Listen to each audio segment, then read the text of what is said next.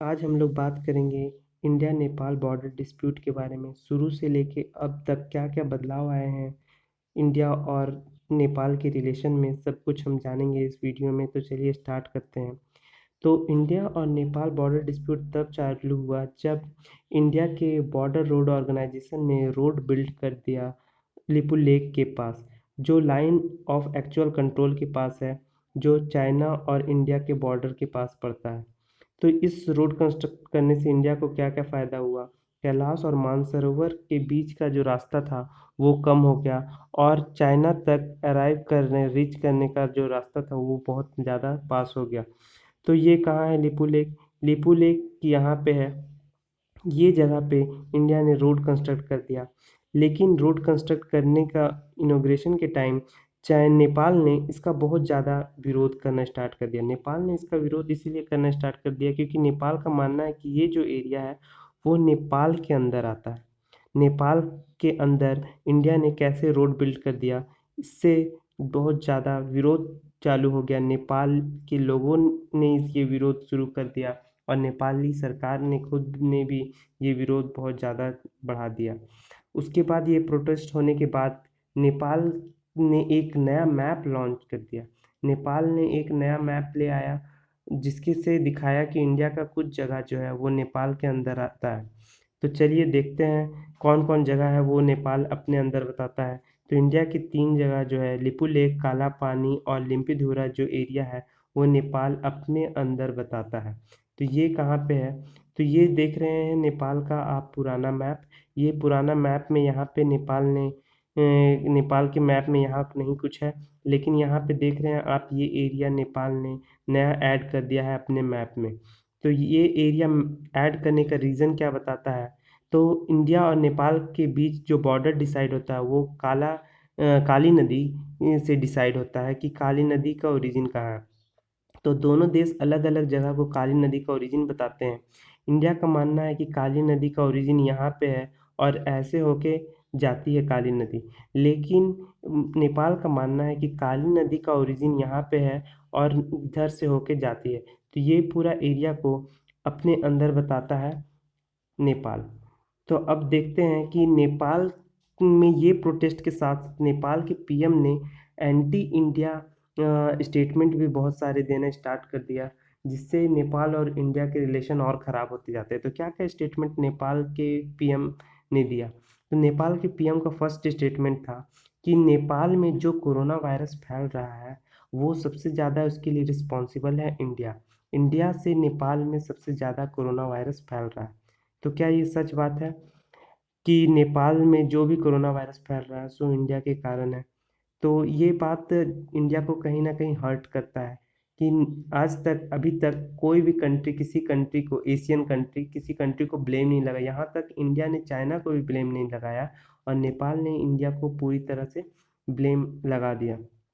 तो अब देखते हैं सेकंड स्टेटमेंट क्या है। सेकंड स्टेटमेंट क्या हुआ कि योगी आदित्यनाथ जो यूपी के सीएम हैं, उनका बॉर्डर भी टच करता है नेपाल से। तो वो क्या स्टेटमेंट दे दिए कि इंडिया और नेपाल का रिलेशन बहुत पुराना है और रिलेशन ही नहीं, इंडिया और नेपाल के बीच में एक पारिवारिक संबंध की तरह है। तो नेपाल को ये बात अच्छा नहीं लगा।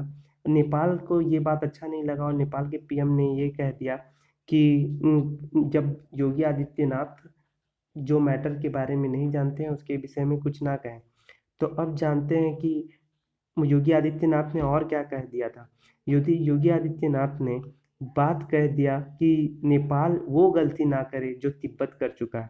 तिब्बत अभी चाइना के अंदर है, तो वही मिस्टेक योगी आदित्यनाथ ने कहा कि नेपाल ना करे। तो ये बात वो वहाँ नेपाल के पीएम को अच्छी नहीं लगी और उन्होंने चेतावनी या बोलिए ये एक तरह से मना कर दिया योगी आदित्यनाथ को ये सब विषय में बात करने के लिए।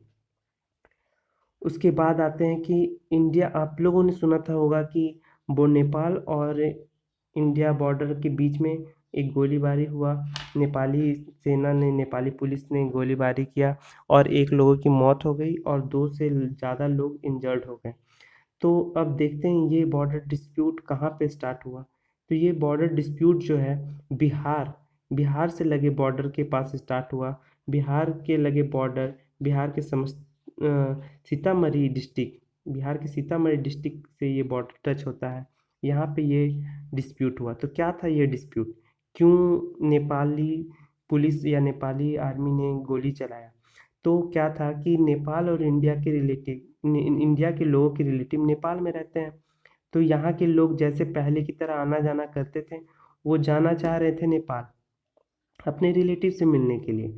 लेकिन अभी कोरोना वायरस के कारण नेपाल का बॉर्डर सील है। जैसे नेपाल की सरकार ने बोल दिया कि इंडिया से जा रहा है कोरोना, तो वो लोगों ने अपना बॉर्डर सील कर लिया।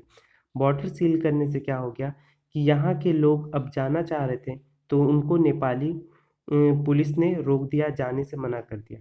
तो जाने से मना कर दिया, तो इस लोगों के बीच में इतना दिन से आना जाना था, अब अचानक किसी को रोक दिया, तो इस बीच में बहुत ज़्यादा लोगों के बीच में गुस्सा हो गया। इस देखते देखते 30-40 लोग वहाँ जमा हो गए। 30-40 लोग जैसे ही जमा हुए, तो उन लोग को हटाने के लिए या अलग करने के लिए नेपाल की पुलिस ने गोली चला दिया। उसमें से लोग की जान चली गई, एक लोग की जान।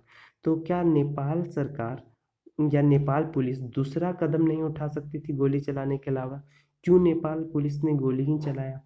तो इससे मैटर और इंडिया और नेपाल के रिलेशन में कुछ कड़वाहट आ सकती है।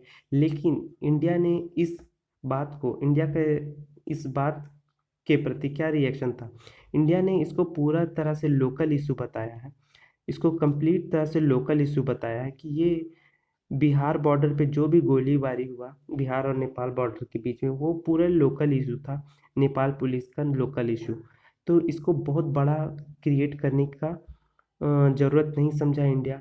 और इंडिया चाहता था कि नेपाल और इंडिया का रिलेशन और ख़राब ना हो, इसीलिए इसको लोकल इशू बताया गया। तो अब जानते हैं कंक्लूज़न क्या है, क्यों नेपाल की सरकार पूरी तरह से बदल चुकी है, इंडिया के अगेंस्ट होने का दिखावा कर रही है। तो ये जो पीएम ओली है नेपाल के, उनका इन्फ्लुएंस है बहुत ज़्यादा चाइना चाइना का इन्फ्लुएंस है उन पे बहुत ज़्यादा।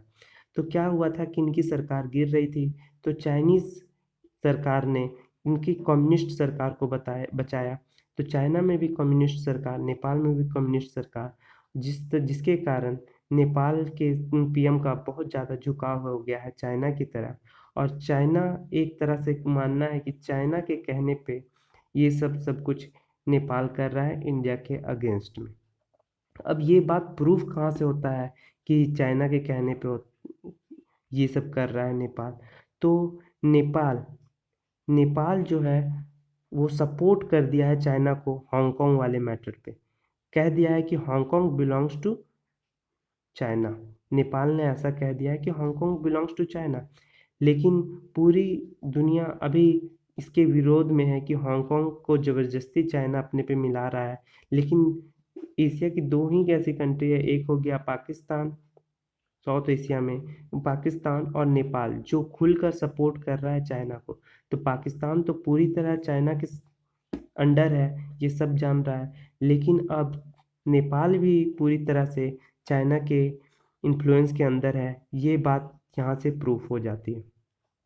तो इसका और क्या है कि हम लोग और नेपाल के बीच में रिलेशन, यानी इंडिया और नेपाल के बीच में रिलेशन के बारे में कहा जाता है कि वो उतना ही पुराना है जितना हिमालय और गंगा का रिलेशन। जितना हम लोग और नेपाल का रिलेशन उतना ही पुराना है जितना हिमालय और गंगा का रिलेशन। तो ये रिलेशन कभी कम नहीं होने देना है, ये रिलेशन अपने पड़ोसी को बनाए रखना है। नेपाल अभी गलत रास्ते पे निकल चुका है चाइना के इन्फ्लुएंस में, लेकिन उम्मीद है कि वो बहुत जल्दी ही सुधर के इंडिया के साथ आएगा, इंडिया के लोगों के साथ आएगा, इंडिया के लोगों के साथ अच्छा बर्ताव स्टार्ट करेगा। तो चलिए अब जानते हैं, इतना ही था इस वीडियो में, इतना ही जानना था इस वीडियो में। अब आपको ये वीडियो कैसा लगा, आप प्लीज़ कमेंट बॉक्स में कमेंट करके बताइए, और इस वीडियो को लाइक, सब्सक्राइब और शेयर ज़रूर कीजिए। Thank you.